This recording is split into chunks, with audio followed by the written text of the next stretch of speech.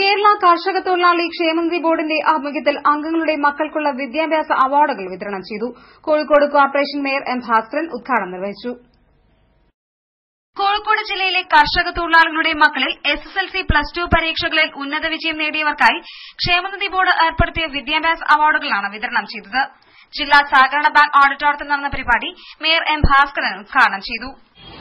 അതിൽ വളരെ സന്തോഷത്തോടെ ഞാൻ പറയുന്നു, 25 കുട്ടികൾ പൂർണ്ണമായും A+ നേടി വിജയിച്ച കുട്ടികളാണ്. കുട്ടികൾ നല്ല മിടുക്ക് തെളിയിക്കാൻ കഴിയുന്നവരാണെന്ന് തെളിയിച്ച കുട്ടികളാണ് 25 പേർ. അവരെ ഞാൻ ആദ്യമായി പ്രത്യേകമായി അഭിനന്ദിക്കുകയാണ്. മറ്റുള്ളവരും അഭിനന്ദനം അറിയിക്കുന്നു.